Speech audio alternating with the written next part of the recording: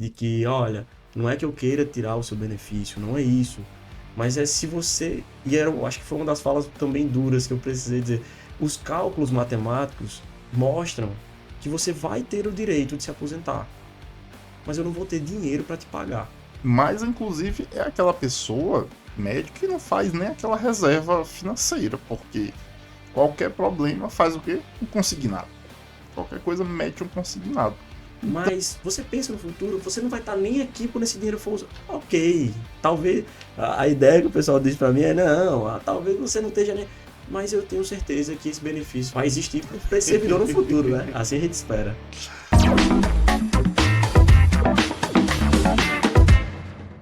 olá, licinalta! Bom dia, boa tarde, boa noite. Estamos aqui para mais um podcast Licinaltas. E hoje eu estou com um convidado para lá de especial. O homem é um prodígio. É um prodígio. É um rapaz realmente fora de série. Eu estou aqui com Igor Thierry. Seja bem-vindo, amigo. Muito obrigado, eu agradeço o convite, né, a você. Um orgulho para mim estar aqui, com certeza. Acho que dentro de todos os convites, né, agora em 2025, esse é o mais especial até agora, tá? Ó, mais do que os demais, Também a mas. gente está em janeiro, né?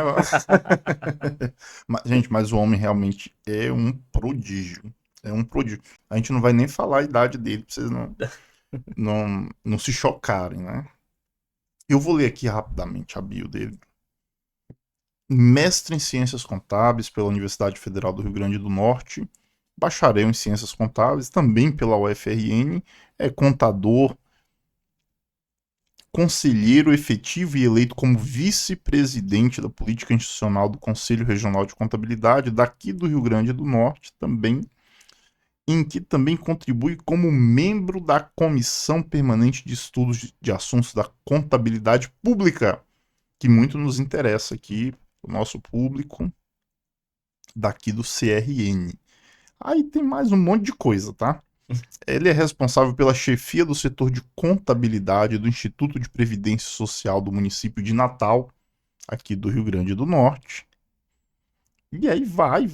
Se for para eu ler aqui, ele é professor substituto do Magistério Superior aqui na Universidade Federal do Rio Grande do Norte, lotado no Departamento de Ciências Contábeis, professor no Centro Universitário Unifacex, e aí vai. Experiência, chefia, meu Deus do céu, já foi assessor do gabinete do Ministério Público de Contas, já foi chefe de gabinete, procurador. O homem tem uma ficha extensa, parece que ele tem 250 anos, mas ele é um pouquinho mais jovem.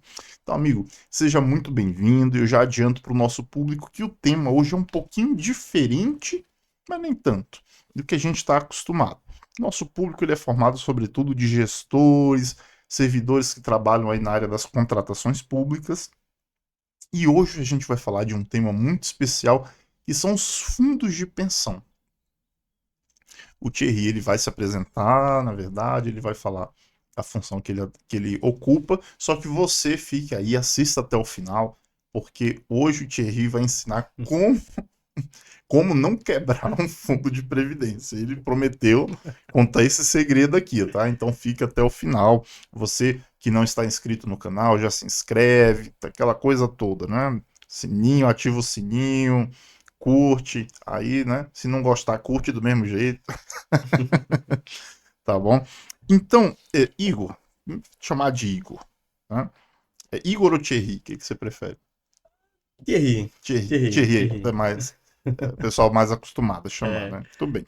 Thierry, nome de cantor, né? Então... pois é, o da sofrência. Meus alunos dizem que eu sou o professor da sofrência, Ai, então. meu Deus. Thierry, antes de a gente adentrar no tema do podcast, eu sempre faço a seguinte pergunta, que agora eu vou fazer para ti. Quem é Igor Thierry? Rapaz, só uma pergunta Filosófica, né? filosófica. Mas na verdade eu acho que Igor Thierry é um apaixonado por setor público. Acho que começa muito por isso, né? Quando eu fui aí escolher uma profissão, né? A gente passa por esse momento, esse processo. Eu vejo muito dessa forma, missão mesmo, né? Sempre fui apaixonado pelo setor público. Acho que chegou num momento assim que eu comecei a fazer. monitorias na época de estudante, pesquisa, e comecei a perceber que, na verdade, a real função do servidor público, né, é uma missão. Então, o Igor Thierry é um apaixonado do setor público, né, na parte de gestão, contabilidade aplicada ao setor público, e também é um cara que gosta de viver a vida, né? Então, E assim, tem tempo? Dá tem. tempo? Pois é. Esse tanto de atividade aqui. Pois é, e eu acho a parte do viver a vida é muito nesse sentido, né? De também fazer o que gosta. Eu amo dar aula, acho que foi uma coisa que eu me identifiquei muito, então eu amo ser professor, né? Acho que independente é uma profissão que recompensa. Acho que de tudo que eu faço na vida, o que mais me recarrega as baterias, né? Além da família e tal, dos momentos sociais dos amigos, é dar aula. Então eu sou apaixonado também pela sala de aula. Acho que o Igor Thierry consegue unir tudo isso e um pouquinho mais. A gente vai ter que fazer um podcast só para você explicar como é que faz isso em 24 horas só num dia, né? Mas muito bem, muito, muito bacana a sua resposta. Você está no lugar certo, então, porque os licinautas é a família dos apaixonados por gestão pública, pessoas que se entregam, que doam a vida na gestão pública, mais do que qualquer demagogia, é a história de vida de milhares, milhões de brasileiros que dedicam a vida. Eu poderia ficar falando aqui um por um, né? E agora veja, geralmente quem assiste o podcast, quem nos acompanha, a gente tem um grupo do WhatsApp também, o servidor que trabalhou o dia todo, às vezes sem aquela estrutura adequada, né? E à noite ele vai, o final de semana, ele vai ouvir o podcast, assistir o podcast, né? Mas vamos entrar então no tema que te trouxe aqui, e já tem uns 5 podcasts aqui pra você vir depois, né? Thierry, se você puder explicar de forma bastante simples o que são os fundos de previdência. E eu acho que eu sou indicado para fazer essa entrevista porque eu não sei absolutamente nada sobre esse assunto, né? Depois eu vou te contar. Eu não te contei se eu sou. Que eu entrei no serviço público em 2008, 2009, alguma coisa assim. E eu poderia ser do né, ter aderido ao Funpresp lá federal ou não. Não te contei ainda. Eu vou te contar no decorrer da entrevista. Mas para quem está nos assistindo, de forma simples, o que são os fundos de previdência dos servidores públicos? Bom, na verdade, hoje a gente tem algumas organizações, né, relacionadas à Previdência. E o que eu pude aprender quanto à Previdência, né? Qual foi o meu interesse na área previdenciária, na verdade? Ah, por ideia, por exemplo, recentemente eu tive a oportunidade de conversar com o ministro do TCU, Augusto Nardes. E um dos temas que veio à tona naquele momento foi Previdência, né? A gente começou a ver novamente um cenário, né? Recentemente notícias, as notícias geralmente com relação à gestão pública e quando se trata de previdência não são tão animadoras, né? Então lá atrás, né, quando veio a Sim, mas ideia, acabou. quando vinha essa ideia de previdência, eu era um curioso. Na verdade, eu sempre fui muito curioso do setor público, né? Eu venho de uma instituição pública, né, de ensino, e sempre que acontecia alguma notícia, alguma coisa, mas por quê? Mas o porquê? E aí eu ia pesquisar, ia tentar entender.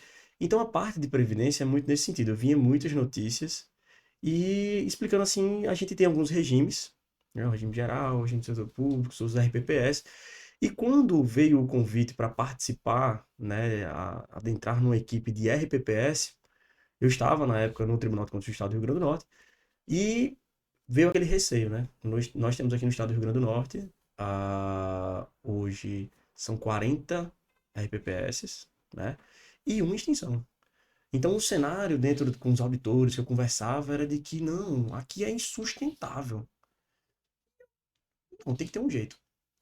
Eu acho que tem que ter uma solução, né? É possível de solução. E aí todo esse dilema acabou trazendo um pouco disso, né? Aqui em Natal a gente tem hoje o instituto que eu sou vinculado, que é o Instituto de Previdência Social dos Servidores do município de Natal, Natal Prev, né? Em que a gente vem aí tendo espaço para fazer boas práticas de gestão, né? A gente vem apresentando esse cenário. E aqui nós temos dois fundos, né? Aqui a gente vive um diferencial, a gente tem um processo de agregação de massas, feito lá em 2005, tentando dar É o um. que é por poder? Os Isso. fundos? A gente tem um fundo de repartição simples, né? Que é. Aqui a nossa Previdência é um pouco mais antiga, né? Ali na década de 70, né? Com o Instituto Montepio, depois a gente veio com o primeiro Instituto de Previdência, que é o Previnat. Então, o Instituto de Previdência de Natal, né? Agora Natal Prev, mas à época ele é um instituto um pouco mais antigo, ele não vem mais nessa levada mais atual. Ah, interessante. E aí a gente tem esse processo aqui em Natal da segregação, que foi uma solução encontrada em 2005, só que ainda assim não era só uma solução momentânea, ela era uma solução a longo prazo, médio e longo prazo, né? Então, aqui a gente tem esse processo de segregação, a gente tem dois fundos, né? E são fundos que vivem, né, a situações financeiras diferentes. Eu tenho um fundo hoje que ele, além de ter um déficit atuarial, ele tem um déficit financeiro, né? Então, eu preciso estar fazendo ali aporte de recurso financeiro todos os meses, né? Aporte de recurso, o Tesouro faz esse custeio. E eu tenho um fundo que vive em um berço esplêndido, digamos assim, né? Então, eu tenho uma massa de recurso para capitalização muito grande, né? Então, hoje, por exemplo, em termos de patrimônio, hoje o Natalprev é o maior instituto de previdência do estado do Rio Grande do Norte, né? Então, a gente hoje tem quase 1,2 bilhões de reais, né? A Então gente vamos ver tem se eu entendi. Você tem dois fundos, um fundo que é o antigo e o isso. outro fundo que foi gerado na esteira dessa nova onda, digamos assim, de fundos de previdência dos servidores. Isso.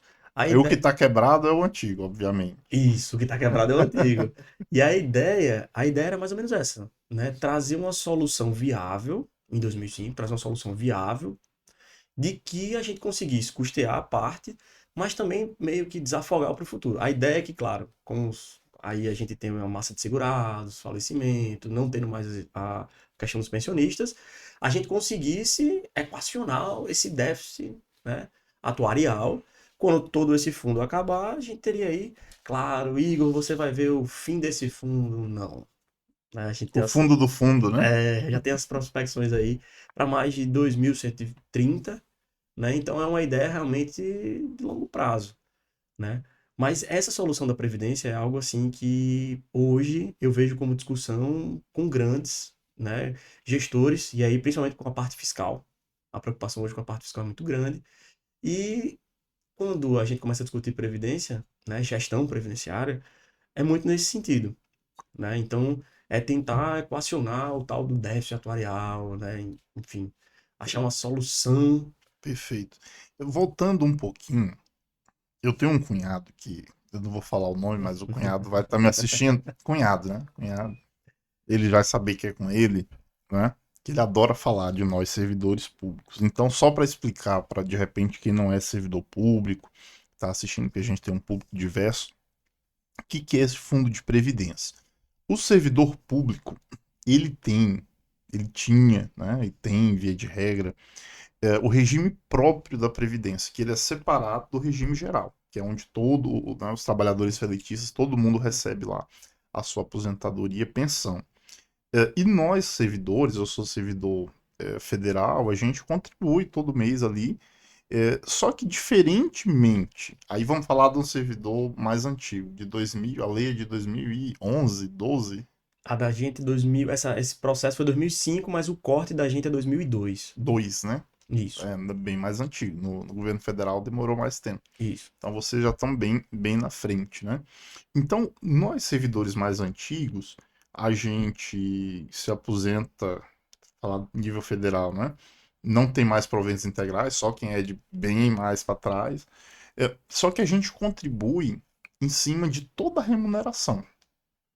Diferentemente do empregado lá que está no regime da Previdência, que lá ele contribui apenas até aquele teto da Previdência e o que passar daquilo ali do salário, ele não contribui, né? Nós, servidores, nós contribuímos em cima de toda, isso antes do Fundo de Previdência, né? Em cima de toda a remuneração, né? E o que foi o Fundo de Previdência? Foi uma tentativa, e é uma tentativa, de tirar esse déficit que já.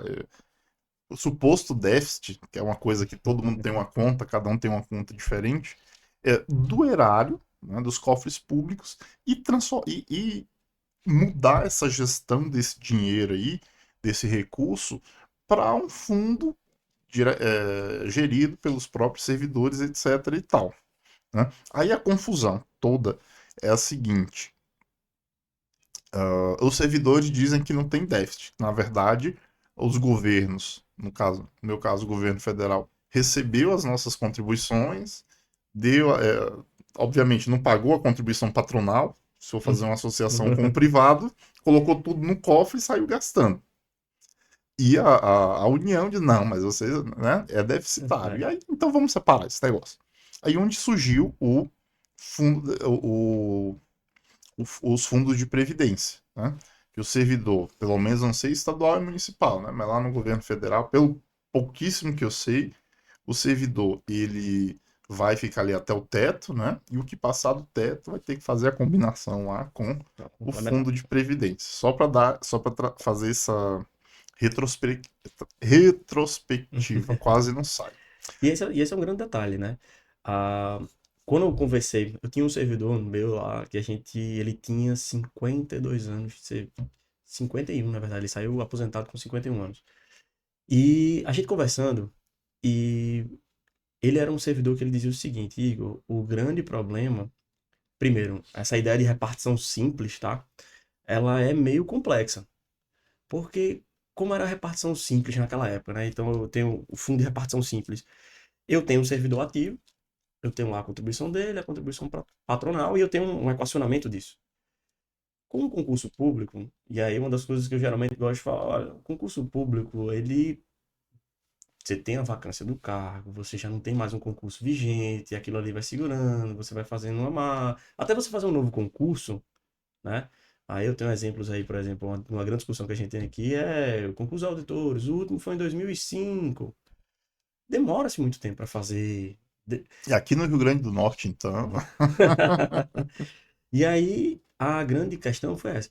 A ideia construída lá atrás, com uma repartição simples, em que eu tinha um servidor que sustenta, os servidores ativos sustentando os servidores inativos, era uma ideia até. E aí ainda tinha outro detalhe que ele me trouxe esses Não tinha tanto velhinho, o povo morria mais cedo, né? também, que é um Agora o povo impacto não morre, grande. agora. Tem gente que defende, né? Que a correção seja. Mas assim, outra coisa que ele falou, assistência. Eu tinha, por exemplo, institutos de previdência que forneciam um serviço dentário naquela época. O recurso que você ia lá, eu ia lá quando eu tava. E assim, foram questões que a gente foi discutindo, né? Num momento informal, claro, brincando e tudo. Mas que a gente começa a pensar, será que a previdência, assim, a grosso modo, não foi pensada para o futuro, né? Era sempre algo muito no presente. Essa ideia do simples era muito presente. Então, o servidor se aposentou, vou lá e contrato outro via CLT, vamos. Um servidor faleceu, deu a vacância do cargo, vamos contratar outra pessoa. Era algo muito após o concurso público e a ideia de que Não foi se ser. pensava, né? O governo ele não pensava, tanto não pensava que não guardava as contribuições, só descontava a contribuição do servidor e aí, meu amigo, Pronto. E esse é um grande ponto, futuro né? a Deus pertence, né? Eu quero o gesto, qual é a cabeça do gestor? Eu quero é gastar esse recurso aqui, né? E agora com as partes, né? Assim, por exemplo, no caso da gente de segregação de massas, você vê num pote 1,2 bilhão, isso resolve meu problema. Pode ter gestor que pode pensar assim. Ao mesmo tempo que a gente tem Resolve o gestores. meu. 1,2 bilhão resolve o meu. E aí muita gente se pergunta, por que o gestor não usa? Por que o gestor não paga? Então, assim, são ideias de gestão pública que estão muito aplicadas ao dia a dia de um RPPS, ao dia a dia de um fundo previdenciário, né? Mas são ideias que precisam passar por um processo de eficiência, realmente, de buscar eficiência, porque, querendo ou não, a parte fiscal hoje é o que mais pega, né? Assim, por exemplo, trazer essa ideia do não.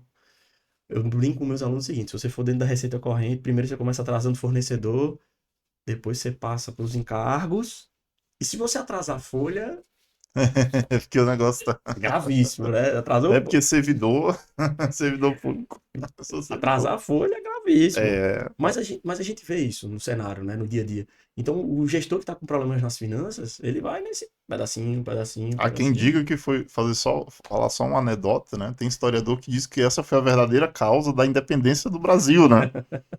Que as cortes de Portugal começaram desculpa o tema, sacanear os servidores públicos, e aí o troço não deu Então, certo, juntaram, pressionaram o imperador, o rei, né, até então, o príncipe Pedro I, Pedro IV de Portugal, e proclamou independência. Então não mexe muito não com o pessoal. Mas, Thierry, eu vou confessar que a minha ignorância, tanto no sentido da falta de conhecimento, como aquela ignorância no sentido coloquial, né, de brutice mesmo, que foi o seguinte: eu tenho a minha especialização de contratações públicas, o pessoal aqui conhece, os licinautas, tudo muito complexo, com bastante minúcia, né? Mas nesse tema, contar minha experiência pessoal, nesse tema de fundo de previdência, eu fui bem ignorante nos dois sentidos. Quando chegou lá a opção, a gente teve a primeira janela e depois teve outras. ah, os servidores mais antigos, eu sou de 2009,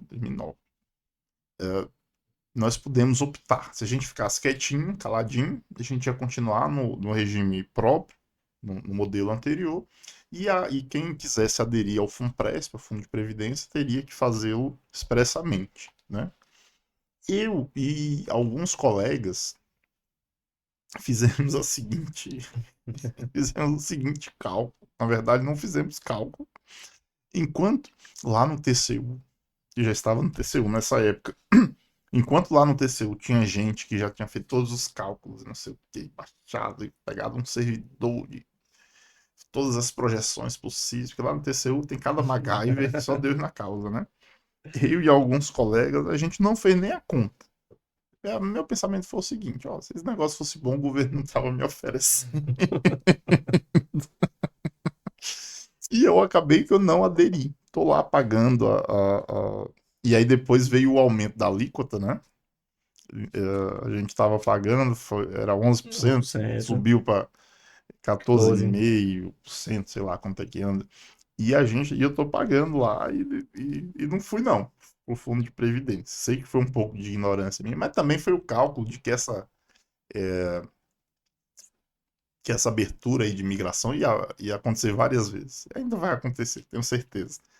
É, e o principal medo da gente era o seguinte: cara, esse fundo vai quebrar. Esse fundo vai quebrar. Vamos primeiro ver como é que vai ser aí e tal, para depois. E esses fundos de previdência, eles têm risco de quebrar? Essa é uma concepção até, né? Pode ficar à vontade, tá meio burra, né? Não, assim, a forma estruturada hoje, a ideia é de que o risco seja bem baixo para isso, né? O que vem se acontecendo, e aí falando um pouco da realidade, por exemplo, do servidor que eu tenho lá vinculado. O ticket médio, por exemplo, dos municipais, na grande maioria dos casos, ele é baixo, ele não tem interesse, né? E uma das coisas que eu escutei foi difícil escutar, né? Ah, muito se fala, né, de que, por exemplo, quando for a sua vez de se aposentar, Igor, O né? pão vai acabar. Você não vai, primeiro a ideia de que você não vai conseguir se aposentar, né? Mas eu acho que assim, a grande problemática hoje, quanto a essa ideia de que a gente tenha uma previdência, por exemplo, complementar, foi uma fala difícil de escutar, mas que eu entendi de uma forma que, olha, a previdência não está aqui para manter o seu padrão de vida. E aí isso foi o primeiro choque, porque eu pensava, quando você tinha os servidores mais antigos, a parte da integralidade, né? Até nisso, a gente pensa muito nisso, né? Porque o servidor foi pensado, por exemplo, eu ganho um salário, vou botar um salário bem alto, né? Tetado. E do nada você diz assim, não, agora o seu teto é 7 mil. Aí você, poxa, mas eu vivi a vida toda. Então, por exemplo, hoje eu encontro servidores que dizem que não vale a pena, fizeram esse cálculo que você fez aí, de se eu prefiro ter o meu recurso e eu fazer a minha previdência privada, eu Porque prefiro. culturalmente o servidor. Vamos falar, que negócio é escrachado. O, se- a cultura do servidor médio. Ai, mas eu não sou assim, larga de ser chato, vai pra outro canal. Mas. Tem um chato, eu não sou assim. Falando em regra, gente, a cultura, como era, para de ser mal. É o servidor que a gente teve ali depois da década de 90, né? É o servidor que vai ter aquela estabilidade financeira, inclusive, que a gente viu que não é bem assim. Basta uns 3 anos sem reajuste. Uhum. da inflação, que você já... Já sente, já sente. federal a gente sentiu bem, né? É, mas, inclusive, é aquela pessoa, médico, que não faz nem aquela reserva financeira, porque qualquer problema faz o quê? Um consignado. Qualquer coisa mete um consignado. Então, eu acho que culturalmente o servidor médio ele foi sendo meio que educado pelo contexto a não fazer uma reserva e a não se preocupar lá no futuro, na velhice, porque ia continuar recebendo ali aquele salário, né? Aquela remuneração, no caso, os proventos lá da aposentadoria. Só que a coisa foi mudando, o povo foi vivendo mais, etc. E o servidor ainda tá nessa.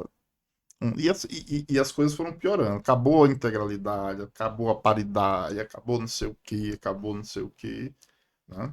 E esse é um grande detalhe, né? Porque agora começou-se a mudar um pouco o olhar. A gente passou aqui por um processo de reforma. Claro, veio a reforma 2019, viemos ter uma reforma aí, estudantes, estados, municípios começaram a fazer. E a gente fez a reforma aqui. E esse foi um dos pontos que eu comecei a refletir, principalmente porque qual era o pensamento antes do gestor, e aí eu falo do gestor público, ali, o executivo, né? Não, eu tenho que dar ao meu servidor esse direito a ele ter esse salário, tudo. E depois começou a ter o arroxo fiscal, em que o orçamento ele começa a meio que apertar no sentido de não vai dar mais para sustentar, né? Então, quando eu venho com a reforma, a ideia da reforma, eu percebi isso. Eu acho que esse, assim, durante os eventos todos que eu passei durante a Previdência, por exemplo, a busca por um parcelamento que seja, né, eficiente, e claro, defender o direito do servidor público é uma responsabilidade do gestor previdenciário, mas também do gestor, ali eu falo, chefe executivo. Ele precisa garantir, né? Eu não consigo imaginar uma máquina pública, seja ela um governo do estado, uma prefeitura, sem claro, né, o trabalho humano.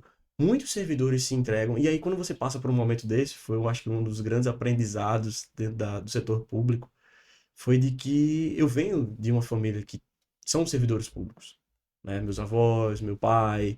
E quando você vem numa situação dessa de difícil discussão, né? De que, olha, não é que eu queira tirar o seu benefício, não é isso. Mas é se você. Eu acho que foi uma das falas também duras que eu precisei dizer. Os cálculos matemáticos mostram que você vai ter o direito de se aposentar, mas eu não vou ter dinheiro para te pagar. Essa era uma fala dura para o servidor. Porque o servidor começou a dizer assim: existe a possibilidade disso? Sim. Se eu não fizer todos esses cálculos, né? Porque os cálculos, e aí é uma coisa que a Previdência mexe muito com a parte atuarial, o cálculo atuarial ele tenta demonstrar para você um mapeamento aí de risco, né? O que pode acontecer no risco? Vamos diminuir o risco. E quando chegou a esse momento, de dizer assim: olha, se eu mantiver, por exemplo, o seu direito de integralidade, a paridade, você vai ter o direito, eu não vou ter como te pagar. E aí você vai ficar numa situação muito delicada. Quando a gente vê atrasos, e eu estava falando aqui da questão, normalmente eu elenco isso, mas quando você trata, por exemplo, de um atraso salarial dentro do setor público, é um sistema gravíssimo. É, é a pior situação para o gestor público. E não tem o que fazer, porque é uma bola de neve, né? Se atrasa. Hoje, a nível federal, a maior despesa do orçamento são os serviços da dívida. São juros. Mas assim, abre aí a LOA, né? Que você vai tomar. Você vai. É um absurdo que a gente paga de juros da dívida. Só que a falta de recursos para financiar as outras coisas, elas vão acabar gerando o que mais emissão de título, que vai gerar mais. E tem uma questão mais complexa também, né? Uns negócios aí, uma taxa de juros que Você teoricamente é para uma corrigir uma bagunça. inflação, só que não é inflação de demanda. Na verdade, aquilo ali está alimentando o rentismo. Eu não vou nem entrar nessa parte. Mas o ponto é, a gente tem a maior parte do orçamento hoje consumido, falando do orçamento federal, consumido pelo serviço da dívida, pelos juros, né, da dívida. Uh, a segunda maior despesa é previdência, e aí eu não estou falando só do regime próprio, mas também do regime geral. Isso. E aí vem as despesas obrigatórias, folha, etc. Papapá. Sobra muito pouca coisa. E se esse cálculo autuarial, hoje eu estou enrolando a língua, né? Se essa despesa ela cresce e começa a consumir aquela outra parte, né? Aumentar o serviço da dívida, o troço vai estrangular, né? E esse é o grande detalhe, né?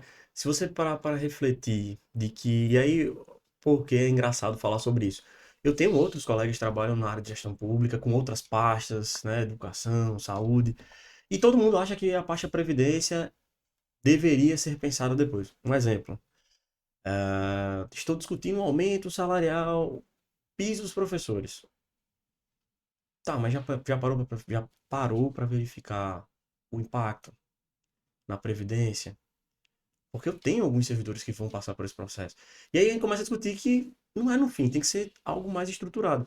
Então o que eu venho percebendo, né? As discussões, como você trouxe, né? Integralidade, paridade. Foi. O E que... não tem o que fazer, ó. Não venha, você que tá assistindo, não venha com ideologia, não. Porque governos de esquerda, direita e centro fizeram a mesma coisa. Aumento de idade teve contribuição. Porque a matemática, ela não tem ideologia, né? Não vai ter como, aí acabou, né? Eu acredito muito no nacional desenvolvimentismo. Conversei com o ministro Nartes, que esteve aqui, inaugurou o podcast. E eu acho interessante políticas keynesianas. Políticas keynesianas, para quem está nos assistindo, são aquelas políticas públicas em que o Estado, a administração, ela utiliza o gasto público para gerar desenvolvimento, para aquecer a economia. Agora, se eu tenho o meu orçamento totalmente consumido com despesa de pessoal ou da previdência, eu não consigo fazer os investimentos necessários como administração. E vejo que não é um pensamento liberal fanático, né?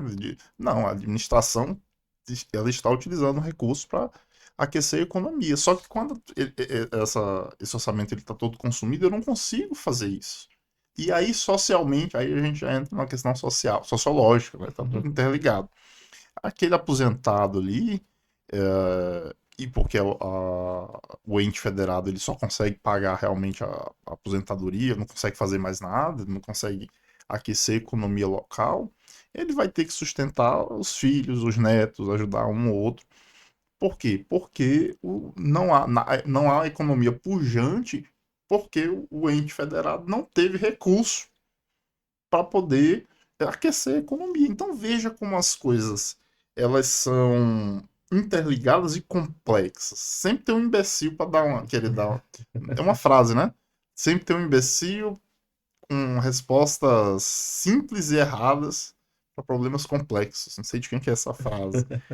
Mas veja assim, então aparentemente, eu tô dando um provento maior, né, para o aposentado, que vai ter que sustentar a família, porque não tem pujança econômica, né? Então, assim, as coisas estão muito interligadas, a gente tem que ter essa compreensão macro de economia, né? Mas me diga uma coisa, meu amigo, quem que faz a gestão desses fundos? Pronto, hoje, né, lá no Instituto, a gente tem essa separação, né, entre os fundos, e esse fundo capitalizado a gente tem total, né, assim, O novo, o que não está quebrado, quem que faz o a gestão? novo que tá, o que não está quebrado. A gente hoje tem um comitê, né, normalmente esses comitês são instituídos, né, conversando com outros colegas que estão na gestão de RPPS, eles possuem, né, esse comitê de investimento. Quem que indica os membros do comitê? Isso, normalmente as leis, né, no caso, já instituem ali os cargos que É são membros paritário? natos, sim. E aí a gente tem uma participação, é importante, né, de que esses comitês de investimento, eles tenham a participação de servidores efetivos, né. Uma das coisas que o Ministério da Previdência hoje, Social, começou nesse trabalho já há alguns anos, mas a ideia de certificações, né. Então, a exemplo do município de Natal hoje, a gente tem toda essa estrutura baseada inicialmente, olha, o servidor que for membro só pode aderir se for certificado. Como assim? Ele passa por um processo e aí veja, o mundo de investimento. né? Quando a gente vai falar do setor público, investimento no setor O público, servidor que for membro é isso, do do comitê. comitê que vai tomar decisões para o fundo, né? Isso. Não pode ser, eu quero ser membro e eu só sei comprar telecena. É o único investimento que eu. Ainda existe telecena? Acho que nem existe Não, acho mais. que nem existe. Meu Deus, tá passando a idade. Então ele tem que passar por uma certificação, que é Isso. só para abrir para o nosso servidor, para o nosso público, que não faz parte da realidade dele, né? O que é essa certificação? Essa certificação, qual foi a ideia, né? A gente tem, e aí falando de gestão de RPPS, a gente percebe que ainda é algo que carece de atenção, que, por exemplo, trazendo para o interior do estado aqui do Rio Grande do Norte, a gente tem uma dificuldade de contratação profissional, a gente tem uma dificuldade de preenchimento, às vezes, quando o requisito básico é uma formação específica, né, com experiência. Então, qual foi a ideia? Vamos certificar. Então, existem hoje provas, Tem né? uma prova, Tem né? uma A prova que pessoa esse servidor é submetido, tem uma nota são mínima para uma poder nota ser mínima. certificado de que entende. Por- E esse servidor ele tem que entender de.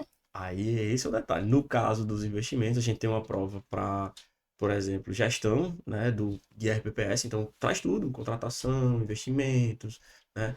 E tem uma parte que é direcionada para o comitê, que é uma certificação exclusiva para os investimentos, né? Essa é uma certificação básica, criada pelo Ministério lá, com a ideia de tipo, olha, CPA 10, CPA 20, a gente tem essas certificações no mercado, mas vamos tentar trazer algo mais próximo, né? Porque qual era a justificativa? Ah, eu não consigo certificar o servidor porque essa é uma certificação muito específica do mercado financeiro, né? Complexa, né? Complexa, de Complexa. discussão, CEA, Anbima. Então, qual foi a ideia? Vamos trazer uma certificação direcionada para o servidor público. Ele tem os níveis, então eu tenho um nível básico, eu tenho um nível intermediário, nível avançado, né? Para todos esses. E aqui no município a instituição foi mais ou menos nesse sentido. Porque o processo de tomada de decisão impacta muita coisa, né? Então são metas a serem atingidas, precisa entender como funciona a gestão. Normalmente, né, os institutos eles precisam ser rápidos. O gap de informação, e aí eu até trago como exemplo o que foi aconteceu agora com os títulos públicos. Durou 3, 4 dias, taxa de 8 mais IPCA. É uma tomada de decisão muito rápida, né? É um processo de gestão que precisa ser de fato eficiente e dada a devida atenção. Até porque a ideia é de que esse comitê ele consiga ser um comitê estruturado, né? Aqui no município de Natal nós temos, por exemplo, 7 servidores, né? Servidores efetivos, existem servidores comissionados, mas todos os 7 certificados, né? Com certificações aí entre básico, alguns servidores, intermediários, outros, e o gestor de recursos que é o responsável pela aplicação do recurso de fato avançado, né? Pelo porte do RPPS que a gente possui hoje, Então, né? mais uma vez, simplificando, explicando aqui pro nosso licinauta, né? Por que que eu consigo simplificar? Porque eu também não entendo com o mínimo de profundidade que o nosso convidado aqui entende, né? Então, esses recursos que são oriundos das contribuições dos servidores, mas também há um aporte do ente federado, né? Nesse caso, só o aporte ele vem só para o É do fundo. percentual, né? Do É. percentual, como se Então, fosse a contribuição patronal isso. Então a gente recebe a patronal, segurado, pagamos a folha desses servidores, e aí o pote, a ideia é de que sobre no pote, né? Exatamente. E- Aí esses recursos eles vão ser administrados através de uma carteira de investimento. E quem decide onde vai ser esse dinheiro, esse recurso vai ser investido, como vai ser investido, é esse comitê, que é formado por servidores efetivos comissionados do. e comissionados e indicados do ente também, né? Isso. Provavelmente. E aí é investimento, é pegar aquele dinheiro e sair investindo. Esses investimentos, eles são conservadores? Você sai comprando Bitcoin, como é que é? Não, então, a gente tem os conselhos, né? O conselho de administração e o conselho fiscal, e todos os anos a gente aprova uma política, né? Baseada aí com o que a gente tem do Conselho Monetário Nacional. A gente tem limites a serem seguidos de acordo com o porte, pode ir até tantos por cento, não pode. O perfil para setor público, geralmente, e eu vejo isso conversando com, né, gestores de recursos, é de um perfil mais conservador. Até porque a primeira ideia quando se fala de Até porque previdência, se der ruim, exatamente, você ser muito agressivo no investimento, né? se der certo, ah, que maravilha, que beleza. Agora, se der errado, meu amigo. E a gente vê no mundo, né, dos RPPs exatamente isso. Não dá para ser muito também assim confiante. E eu acho que já existe a parte psicológica, né, atrelada a isso, principalmente com a ideia do seguinte, né? A gente percebe muito o perfil conservador, mas o que que acontece, né? A ideia de ter um ambiente oxigenado também importa.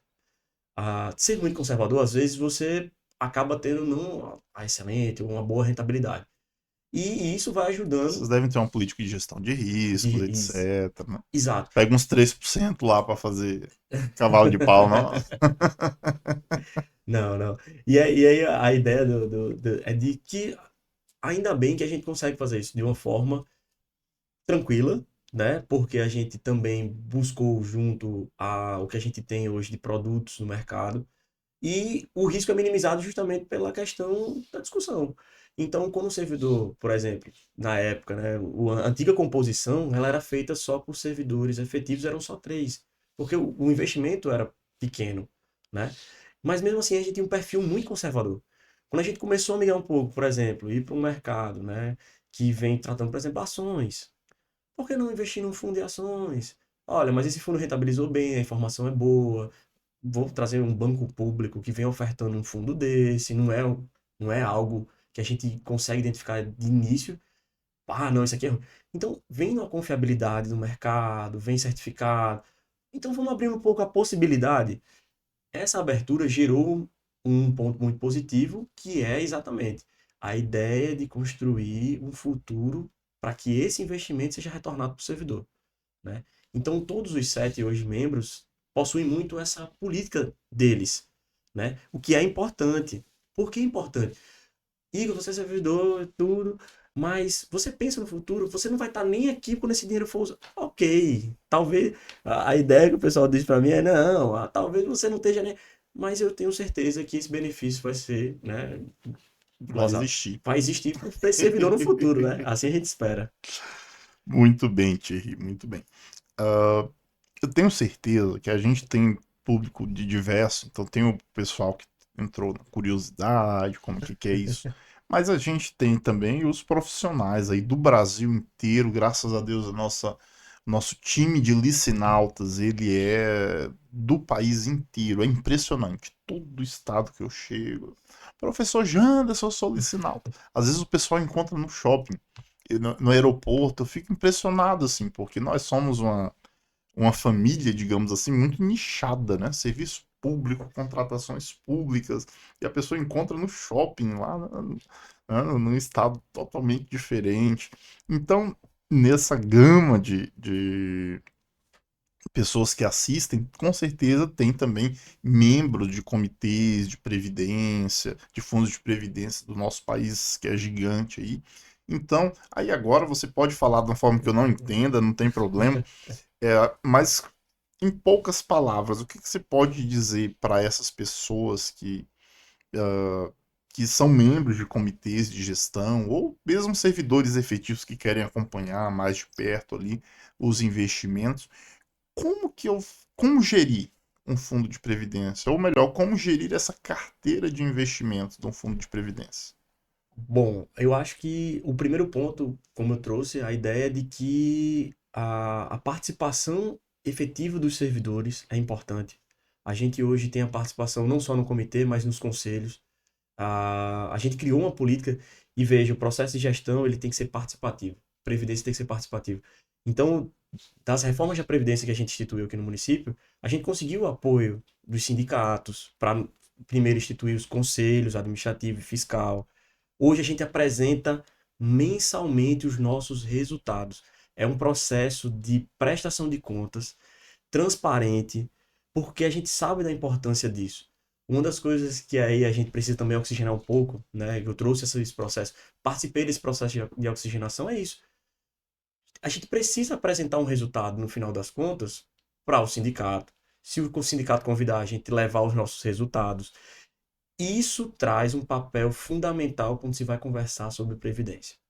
Então, quando o servidor se sente seguro, por exemplo, da gestão previdenciária que está sendo feita lá no RPPS dele, que ele é vinculado, isso ajuda muito. Ah, não, a gente já tem essa discussão, os meninos chegaram aqui e apresentaram, vieram num podcast aqui do sindicato e apresentaram os resultados. Então, a gente começou a criar uma política de tentar também levar isso aquele servidor que está mais distante da gestão, está executando lá seu trabalho no dia a dia, administrativo, como você trouxe, cansado, aí no É. final do dia assiste lá o Licinalto. Mas qual é a ideia disso? De que eu em algum momento consiga chegar nesse servidor, seja por uma entrevista, seja por material mais didático. Porque qual é o servidor que vai atrás de um relatório de investimentos com rentabilidade, com cenário macroeconômico, com cenário doméstico, cenário... Então a gente foi facilitando. Então começamos a ter essas reuniões de forma semestral no primeiro momento. Então eu fiquei responsável por trazer esse dado, né, por ter a docência aí por trás É, da ideia de inclusive é contador. bastante pujante, né? Eu comecei a ter essa ideia de simplificar esse dado, de trazer esse dado de forma mais clara, primeiro para o conselho de administração, então a gente começou uma apresentação semestral, e olha, a gente tomou essa decisão, a gente foi desse jeito, o resultado foi tanto. Aqui a gente chegou a discutir se a gente poderia ser um pouco mais agressivo, né? Se não, se a gente poderia ser mais conservador. Buscamos também aí no processo disso, a inicialmente, e aí eu falo da parte administrativa, né? Como eu sou o contador do instituto, eu busquei tratar o dado. Eu falei, olha, tudo bem, eu já entendi qual é o meu fluxo de recebimento entre contribuições previdenciárias, mas o quanto eu gasto? Hoje eu gasto 10 milhões, próximo ano vai subir para 11, 12, vai chegar um momento que a previdência vai começar a ser, vai ficar custosa. E aí eu falei assim, vamos fazer um estudo para a gente começar a entender quando esse fundo, né, de previdência vai começar a consumir muito recurso. Quando que vai inverter? Vai começar a sair mais do que Essa entrar. era a ideia. Quando é que vai inverter, né? E a gente não sabia. Essa era uma pergunta difícil. Porque, olha, se você não sabe quando você vai inverter, Até para achar profissional que faz cálculo autuarial, meu Deus, eu tenho um problema com essa palavra. É difícil. Eu lembro que eu tenho, fazendo aqui um pequeno corte, um amigo que é gestor de determinado estado pediu para eu indicar um professor e assim eu tive que procurar lá no TCU, que é o órgão de excelência aí do país, né? Vou deixar a parte, mas não sou eu, é o tribunal que realmente tem quadros extraordinários e foi difícil encontrar um profissional que sabe fazer e lecionar sobre cálculo autuarial. Então é uma informação difícil. Mas continue. e essa é a ideia do inverter, né? Porque hoje o estudo da gente demonstra, por exemplo, que a gente vai começar ali por volta de 2042.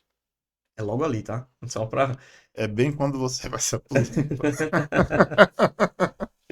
E aí, qual é a ideia disso? A gente não sabia antes desse estudo. E eu fui procurando e eu disse, não, a gente precisa desse estudo porque, digamos que eu comece a ter uma ideia de investimento de longo prazo e eu começo a fazer muitos investimentos em 2060.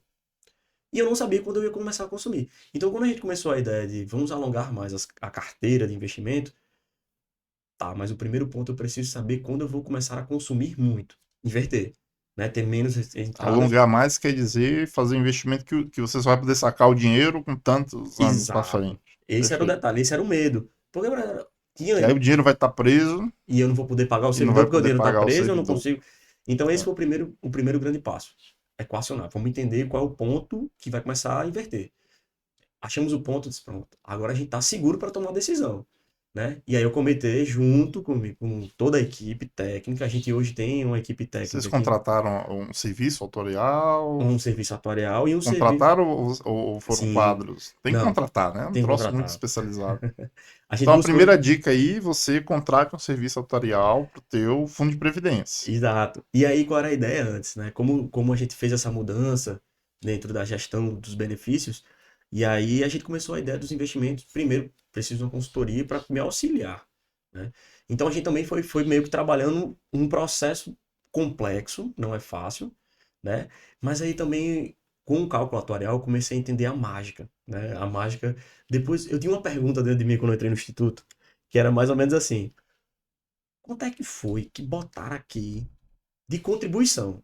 Eu tenho 1,2, mas o quanto foi realmente de contribuição e o quanto os rendimentos foram ali prospectados? Essa era uma pergunta que eu tinha, porque toda vez que eu olhava a carteira, É uma ah, pergunta básica, né? Assim, que todo fundo de previdência deveria saber.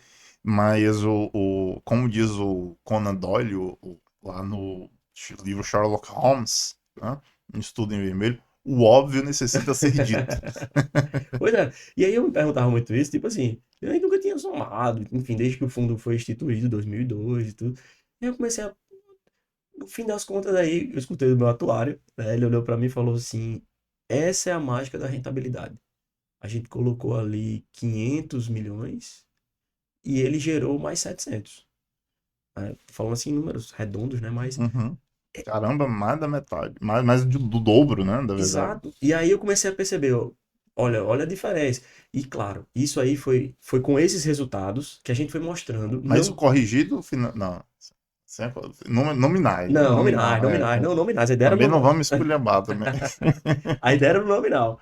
E aí, essa é uma pergunta óbvia, né? Mas, assim, Uhum. o nominal eu nunca tinha parado para analisar de fato. Mas é bastante coisa ainda assim, é bastante coisa. E aí, qual foi a ideia? Com esses resultados do primeiro do processo de inversão, e esse resultado, porque quando você começa a pensar, né? E aí eu digo para o servidor que a boa gestão feita por um RPPS com responsabilidade gerou tudo isso, então o servidor ele começa a parar e dizer assim, não, olha, eles estão fazendo um bom trabalho.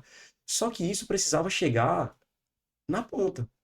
Não adiantava fazer uma discussão interna, não adiantava fazer um investimento solar no processo de decisão do comitê, do conselho de administração, mas isso também precisava Chegar no chegar no servidor, né? servidor, que esse é um processo importante, que o servidor ele conheça. O que que acontece com os servidores públicos, e o que eu mais atendo normalmente no meu dia a dia? Vou dar um exemplo, contribuição, servidor cedido. Chegou um servidor cedido, ó, eu fui cedido para um município tal, estou aqui, mas eles não fizeram minhas contribuições. Está expressamente na lei que a responsabilidade é do servidor. De ficar fazendo esse acompanhamento. Igor, sou lá, INSE, preciso ficar fazendo um acompanhamento de responsabilidade do servidor. E aí ele tinha, por exemplo, sei lá, 4 anos com contribuições em aberto. Né? Não constavam o repasse. E aí eu comecei a pensar e refletir sobre isso. Vamos fazer cartilha. Vamos fazer cartilha para o servidor que vai ser cedido. Olha, sua sessão, olha, existe tal tipo de sessão, com ônus, sem ônus. Se for nesse jeito, fica acompanhando. E hoje eu percebi que eu recebo contribuições de vários municípios. Tá lá na sessão e eles começaram a ter essa participação. Começaram a cobrar, né? Começaram a Começaram a cobrar, ei, minha acompanhar. contribuição previdenciária, o ônus é com você. Né? Aí eu comecei a receber ofício de outros órgãos, justamente perguntando, ei. Então, assim, quando a gente começou essa ideia de eu preciso chegar na ponta, é mais ou menos nesse sentido. Então, a gente instituiu reuniões mensais, calendários. O servidor ele pode participar da reunião. Se chegar lá um servidor e disser, eu quero participar da reunião hoje da discussão, a porta está aberta. Essa aqui, a previdência é sua, não é minha, não. Eu tô aqui Maravilha, nesse serviço buscando algo melhor para o seu futuro, né, maravilha. para os futuros servidores. Mas diz uma coisa, como é que vocês conseguiram fazer de dicas assim de investimento? De investimento. Eu sei, você que está nos acompanhando aí, você estava doido para eu perguntar isso, né? Como é que vocês conseguiram fazer esse bolo crescer desse jeito? Dicas de investimento para os membros. Seja conservador, guarde embaixo do colchão, compre Bitcoin, o que que se diria? Não, eu inclusive falo muito sobre isso, né? Pensando, por exemplo, Comprar muito ouro. protege o dólar. Eu tenho um amigo que diz que investe comprando no ouro, né? Eu tô doido para ir fazer uma visita lá para ver se encontra alguma coisa. Mas assim, o que que eu vejo do perfil, né? Os meus alunos, por exemplo, eu gosto, quando eu vou apresentar algum case de, né, gestão pública, eu gosto de comparar com a sua gestão pessoal financeira. Primeira premissa básica, você vai gastar mais do que você ganha? Aí o aluno já, opa, como assim, né, professor? O gestor ele tem que estar preocupado com isso, né? E aí, falando dos No investimentos. fundo de previdência, tá? Não, eu tenho uma certa restrição, assim, na gestão pública não é bem assim, não. Tem momento que você tem que gastar mais, porque tem que aquecer a economia, é um político keynesiano, mas tem hora que você tem que reequilibrar a conta. Ele está falando para a massa do fundo de previdência, que aí já vão fazer o corte. É? Não, então. E aí eu começo com essa premissa básica, assim, principalmente na parte fiscal, com essa ideia mais ou menos do Instituto. Por quê? O grande ponto que eu consigo ver, né, dos investimentos, o do brasileiro, por exemplo, né? Essa dica de investimento aí para você. O que eu percebo? Tem gente que investe em poupança. Tem gente que investe em poupança. Se você. Tem aquele cálculo básico, né? IPCA, não tá rendendo, não tá rendendo. E aí Cada vez menos, né? o Bem que que. agora teve um aporte maior no passado, alguma coisa assim, né? E aí qual é a ideia? Pronto.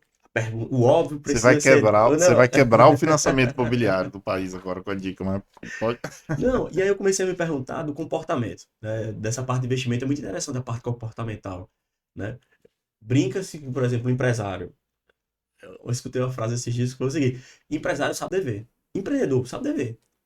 Você consegue dever, Jansen? Não, não, eu sou pobre, paga certinho. Paga certinho. Tem que manter o crediário lá das Casas Bahia. E esse foi o detalhe. Então, assim, com a parte de investimentos que eu percebi das dicas, né? Rico sabe dever, né? E Ó, tem pronto. uns que sabem dever, que não. Mas na É verdade, uma brincadeira. Para você empreender, você tem que trabalhar com o crédito, né? Para poder reinvestir. E e, essa é a mágica do capitalismo e dessa ascensão que a gente teve aí no consumo, né, de bens, essa mágica do sistema financeiro, etc e tal. exato. Então, assim, o que eu pude perceber, a pergunta é a seguinte: o óbvio precisa ser dito, né? Por que o brasileiro opta por ir para a poupança?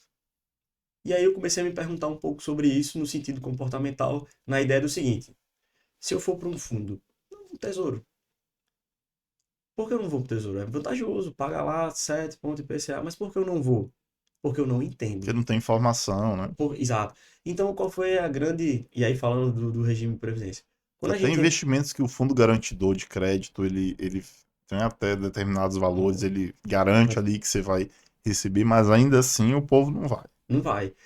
Por questão Grande aí. parte é porque não tem mesmo dinheiro para investir, né, do qual eu faço parte. Mas tem também a falta de informação, né? A poupança já é conhecida. Exato. E aí, qual é a ideia, por exemplo, a parte de RPPS? Né? O servidor que está Não pôr ali. na poupança. Será que tem alguma É, RPPS com dinheiro na poupança? não, acho que não, com certeza não. Mas qual é a ideia disso, né? A ideia é de que o cenário, normalmente, do brasileiro, e eu brinco muito, é conservador. Então, se você chegar com um fundo um pouco mais agressivo, assim, no sentido de ações, é muito temerário, né? Não, mas olha, a grande questão aqui não é ou você ser conservador ou não, é mitigar o risco. A gente não pode colocar, aí é aquele exemplo básico, né? Todos os ovos numa cesta. A gente tem que ir tentando, né, para equilibrar o risco. E aí, o óbvio, né? Mas era algo muito nesse sentido. Então, geralmente, a dica que eu gosto de dar é, inicialmente, seja você servidor, seja você gestor, que tem essa prática, vocês que trabalham aí com RPPS na parte conselho, né, no comitê de investimentos, é muito disso. Quem já vive, quem tem esse contato com investimento, é muito nesse sentido, né? De risco. A grande questão não é o quanto eu ganho, quanto eu risco, né? Para não correr o risco de. E aí, por ser. No... Eu acho que a parte comportamental também importa, né? É diferente você ter a responsabilidade de gerir algo em prol, por exemplo, Que no é meu teu caso, e algo que você vai ser preso. não só preso, né? Mas são, no meu caso lá, são 18 mil famílias, né? São 18 mil segurados que Inclusive a estão. sua aqui. Você servidor. Não, mas essa é mais ou menos a ideia. De que eu tenha 18 mil segurados e que a minha responsabilidade ali são para eles. Então, eu acho que é muito nesse sentido. Essa responsabilidade é muito grande. Os Sem dúvida servidores, alguma. pelos servidores, inclusive servidores comprometidos com o serviço público, tudo. A gente tem essa missão dentro da A gente. gente vê assim, no exterior, eu acompanho, já acompanhei mais, mas acompanho ainda no noticiário internacional, assim, quando quebra um fundo de previdência, por isso que também não é tão absurdo pensar, assim, o nível de suicídios, de coisas horrendas que ocorrem, assim, desgraça a vida de milhares e milhares de famílias, assim, é uma coisa horrível, né? Então acho que isso entra no cálculo ali da decisão que o servidor vai tomar, mas certamente a gente tem hoje políticas de governança, accountability, que não se tinha há décadas atrás, né? Exato. E eu acho que é um processo que é natural, né? Para todo o setor público, a gente está passando por isso, né? Esses dias eu falei na sala de aula, olha, se eu tenho aqui algum aluno, né, que pretende ir para o setor público, vocês são responsáveis pela mudança que vocês querem ver Pense no bem. mundo, né? No caso, no setor público. Entrou, entre com vontade de mudar. Vamos parar com essa ideia de que, ah, não, já tá aqui. Não sei se você concorda. Concordo e vou te falar, tem uma galerinha boa que entrou no serviço público, né? Eu sou apaixonado pelo serviço público. Sou apaixonado, assim, eu dedico minha vida ao serviço, a gestão pública é a história da minha vida, é o meu objeto de estudo, é o meu objeto de trabalho, de consultoria, de aula, de tudo, né? Então, eu sou apaixonado, eu acredito na transformação do cidadão através de vidas, né? Através do serviço público, através da gestão pública. Realmente é uma coisa fantástica, assim, só que bastante difícil, complexo. Eu fico até com raiva do servidor público que não gosta do serviço público. A gente encontra, e eu vou te falar, à medida que você vai subindo para órgãos assim que a remuneração é maior, você encontra mais, né? Eu não quero utilizar termos para não polemizar assim, mas é o servidor público, e eu estou tentando realmente fugir dos termos, mas o serviço. Pronto, eu escrevi um artigo que eu chamo, eu utilizo aquele complexo do vira-lata do nosso querido Nelson Rodrigues, né? O que é o complexo do vira-lata? É o servidor, desculpa, no exemplo do Nelson Rodrigues, é o brasileiro no qual nada no Brasil presta. Só o que presta é o que é americano, o que é estrangeiro, né? Então, vamos lá, my friend, né? Vamos entrar numa call aqui, etc. Que o brasileiro que não se enxerga como cidadão de qualidades, como cidadão que está imerso em uma cultura, em uma sociedade, uma economia interessante, pujante, com perspectiva, né? Que só o que presta é o que é estrangeiro. Aí eu fiz essa brincadeira no artigo que eu publiquei e incluí a palavra público. Eu chamo de complexo do vira-lata público, que é aquele servidor para o qual tudo que presta é da iniciativa privada. Na gestão pública, no serviço público, nada presta para esse servidor. Né? Aí quando acontece alguma coisa, também gestão pública, né? Também serviço público. Ah, mas está demorando. Processo de licitação está demorando um ano. Serviço público, é serviço. Eu tenho um ódio, mas assim, eu quero que você ou se converta ou morra. Eu tenho um ódio. Meu irmão, sai do serviço público. Se o serviço público não presta, sai dele. Né? O servidor que não acredita no serviço público, ele é ao mesmo tempo um hipócrita e uma pessoa que reconhece, né, dentro da crença dele, a própria incompetência e mediocridade. Porque se no serviço público só tem o que é ruim, né, que na iniciativa privada tudo é bom e a pessoa consegue empreender, entendeu? O fato de ele estar no serviço público, pela crença dele, né, quer dizer o quê? Que ele é um loser. Vamos utilizar aqui o estrangeirismo aqui, né? Então, assim, meu amigo, saia do serviço público. Eu realmente acredito, sou apaixonado pela gestão pública. Ai, Janderson, mas tem muitos defeitos, muitas coisas a melhor. Ora, temos um Sherlock aqui, né? É óbvio que tem muita coisa para melhorar. E a gente precisa de pessoas como o Thierry aqui, que vão arregaçar as mangas e realmente trabalhar para mudar essa realidade, né? Mas tem uma raiva quando eu viajo. Eu me lembro, contar uma história agora. O pessoal gosta dessas histórias de um, não sei, acho que é na época da pandemia, né? Era alguma coisa das vacinas assim que um camarada fingiu que tinha um problema de saúde, arrumou um atestado lá. Aí ele falou assim: eu passei mesmo na frente, fiz tal coisa. Também Brasil, né? Aí eu tenho uma língua desse tamanho. Falei, Brasil não, você que não tem vergonha na cara. Porque eu sou do Brasil e não fiz isso. Estou aguardando pacientemente minha vez na fila. Então, você que fala assim também, serviço público, né? Serviço público não, você que é preguiçoso. Né? Saia, vá procurar outro lugar. Né? Então, respondendo assim, eu acredito nisso. E o fato de ver o empenho de um jovem como o Thierry, eu já me sinto. É muito estranho, gente, porque eu sempre era o jovem, né? Agora eu não sou mais o jovem. Né? E quando a gente vê um jovem brilhante, e mais do que brilhante, né? Porque eu sempre brinco, o seu brilhantismo é um dom de Deus, mas a sua força de vontade e o seu trabalho que multiplica esse brilhantismo, aí é um mérito seu, né? Mas esse brilhantismo e essa força de vontade em prol do serviço público, em prol das pessoas, né, dos servidores públicos, é algo que muito nos honra e nos motiva. Não, mas assim, essa ideia, e eu digo isso muito para qualquer pessoa.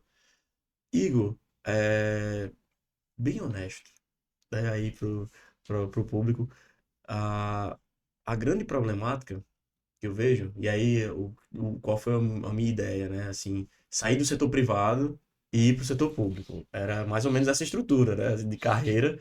Eu fui para o privado primeiro, fui gerente de uma indústria. E aí, quando chegou no setor público, eu tenho um pavor. Eu acho que vou usar a palavra pavor. Pode ficar à vontade. Mas a ideia era tipo assim, não, Aqui isso você tá é. em casa, pode pegar até, ó, gente, tem um monte de snake aqui, ó. Pode pegar os snake aqui que estiver demorando, fica à É, vontade. a ideia era mais ou menos com tipo assim, não, mas isso aqui nunca foi feito.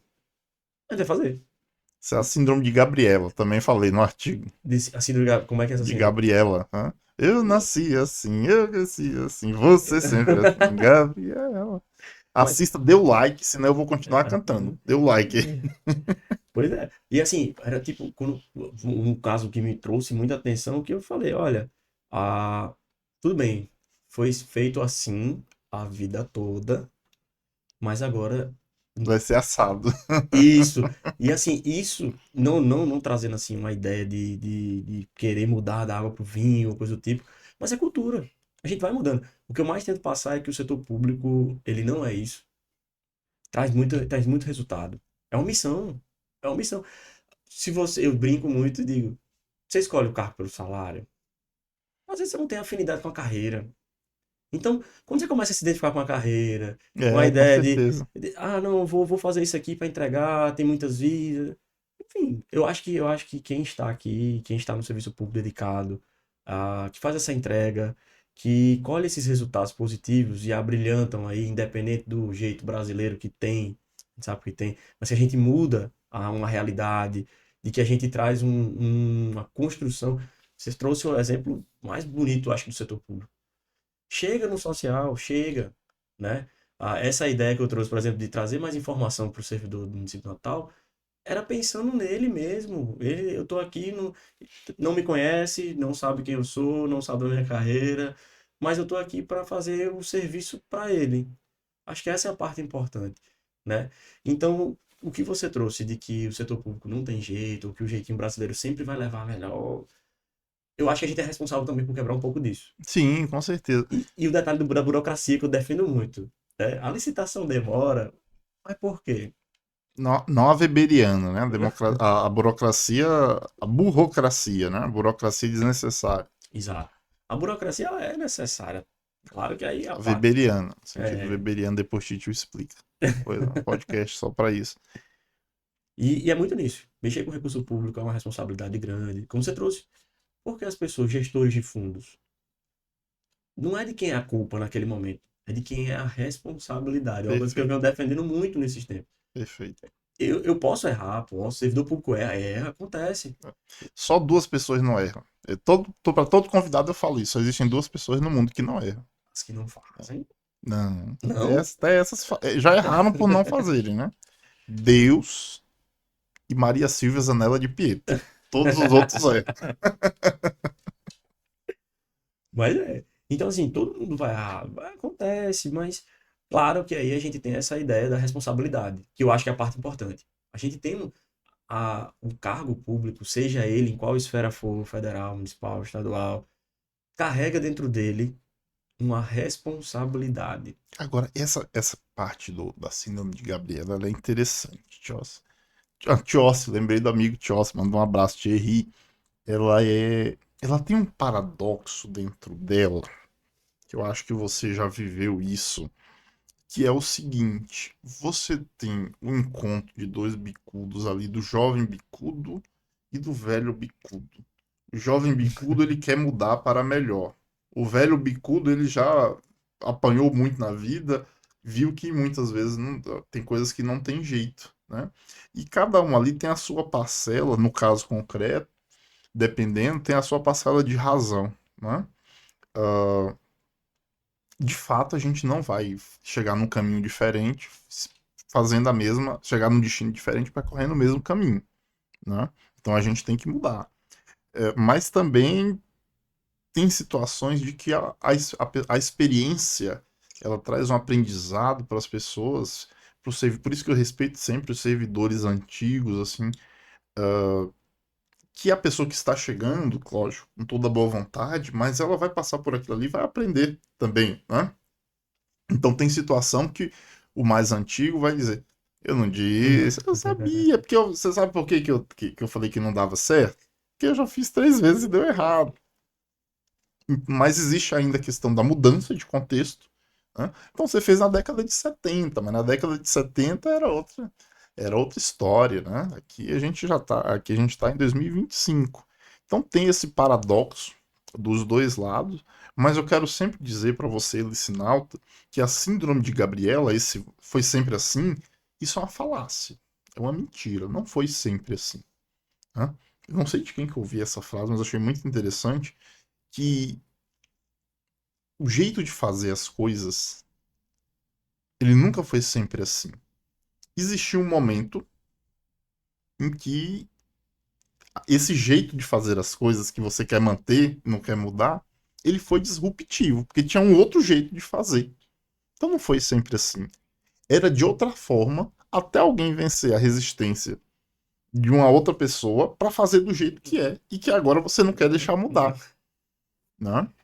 O exemplo mais que eu vejo, por exemplo, é a mudança do processo físico, por exemplo, para o processo eletrônico. Você passou por essa mudança, né? Mas E essa tem que salgar a pessoa e queimar. A pessoa não defender o processo físico.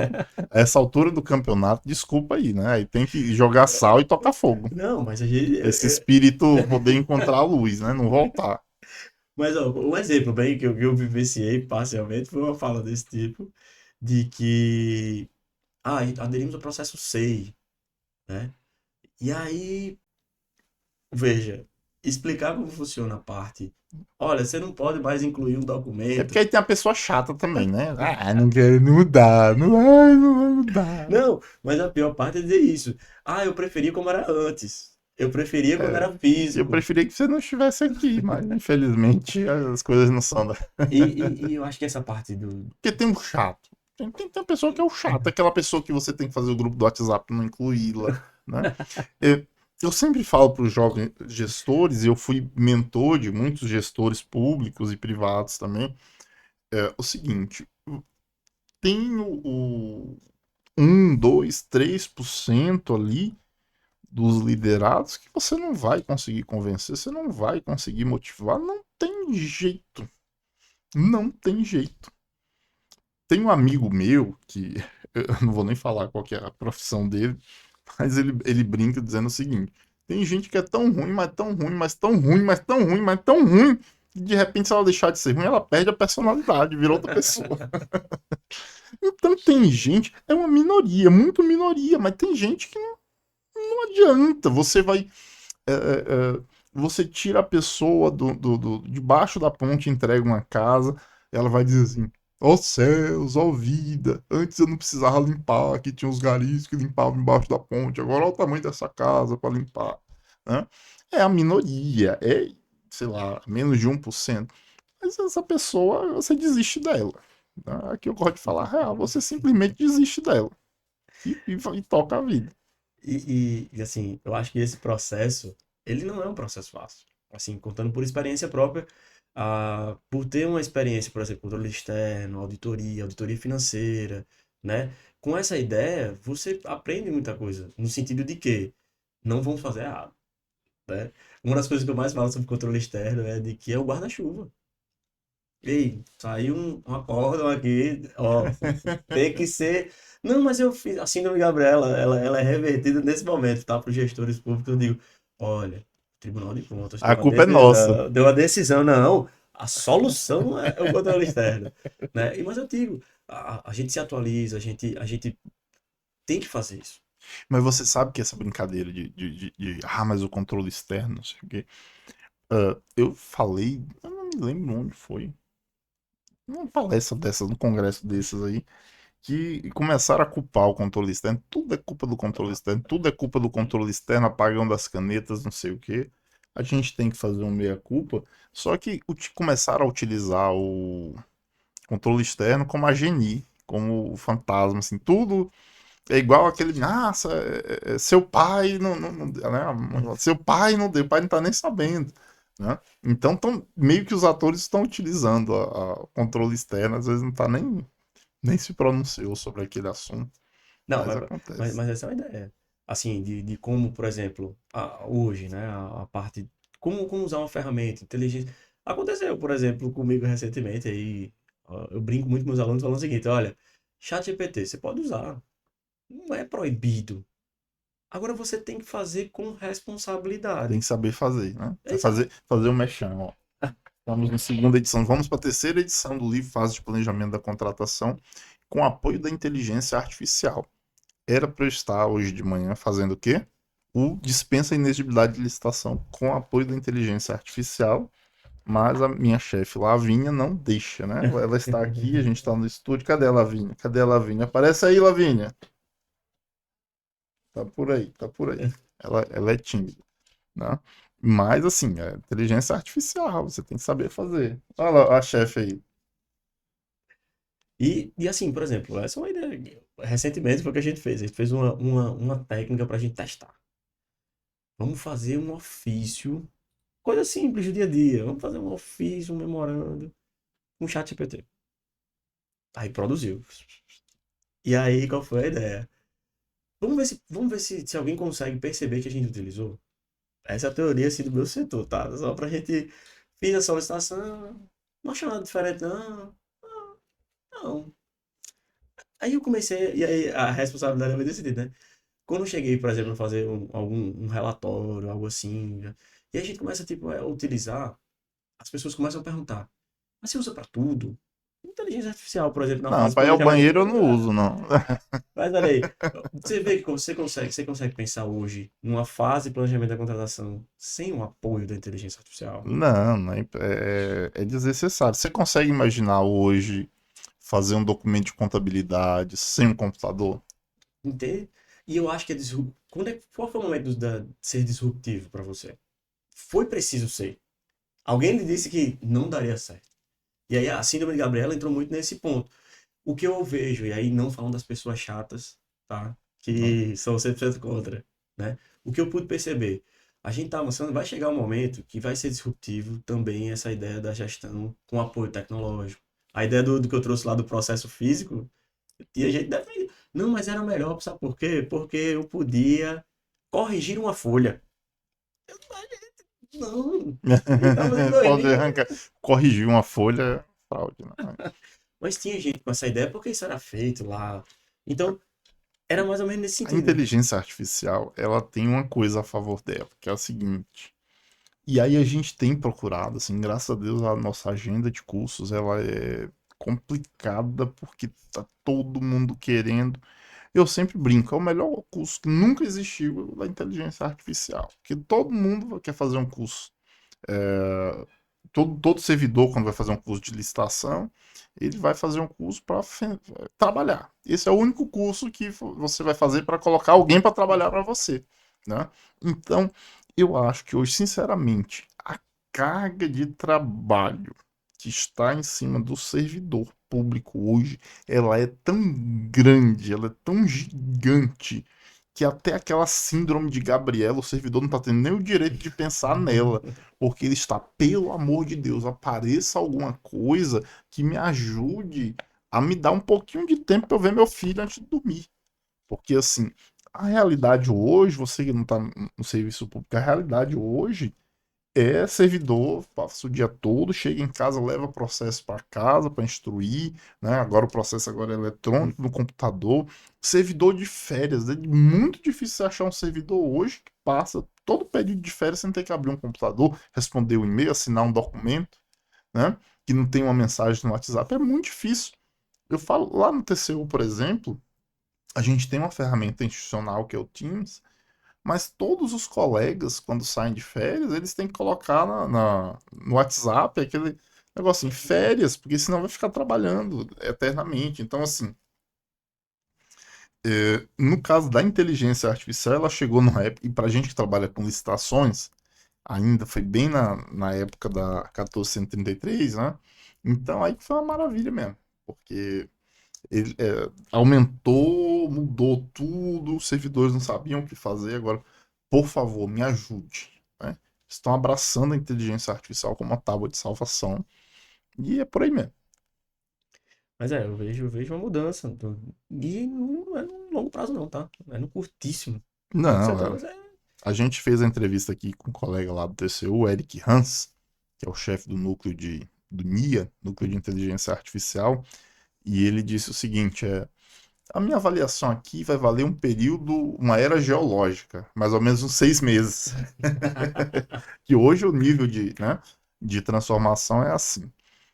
Mas, Igor, já tomei bastante o seu tempo, já fomos para 1 hora e meia, mais de 1 hora e meia de entrevista. Você tem uma reunião daqui a pouco, inclusive. Eu gostaria de deixar aqui esse espaço final para você falar com o nosso licinauta, o servidor público, o gestor, o curioso que entrou aqui. Fique à vontade, o espaço é seu. Não, eu queria agradecer mais uma vez. Acho que a experiência, como eu disse para você, essa é uma experiência de trazer um pouco do dia a dia, né? A gente viu aqui grandes figuras passarem por aqui, né? A exemplo aí do ministro Augusto Nardes, né? A gente teve o Presidente Anailson esteve presidente aqui. Anailson, né? A gente teve a Fala do participação, chefe, senão. é, né? A gente teve a participação, né, de grandes nomes e estar aqui sentado com os licinautas é um negócio, assim, é uma experiência única, tá? Ele é muito Muito simpático, né? obrigado. Fala sorrindo. É outro nível. Queria agradecer, né, a trazer essa proposta, essa preocupação com você, servidor que divide das mesmas angústias que a gente divide do dia a dia, né? Trazer também a ideia de que a solução, né, Tem, e somos nós. ninguém vai trazer. Ninguém vai trazer. Então, trazer um pouco do meu trabalho aqui, trazer um pouco da ideia, do que a gente vem mudando, do que a gente pode mudar, é incrível, né? E eu sei que esse espaço aqui é um espaço muito bem frequentado por gestores, por servidores e por curiosos, né? Que você falou, né? Curiosos, Curioso, sempre tem um curiosos. curioso. Então, fica aí a dica de que, realmente, acho que, querendo ou não, estamos indo no rumo certo. Nada de síndrome de vira-lata, né? Do vira-lata Do público. público. Nada disso. Muito obrigado. Se comporte, Licinato. Então chegamos ao final de mais um episódio.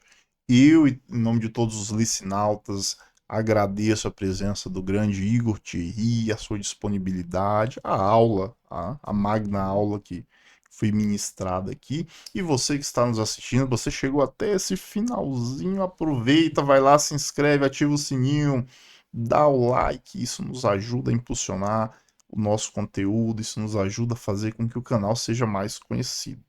Muito obrigado por ter ficado até aqui. Seja você também um licinauta, o especialista do futuro. Até a próxima.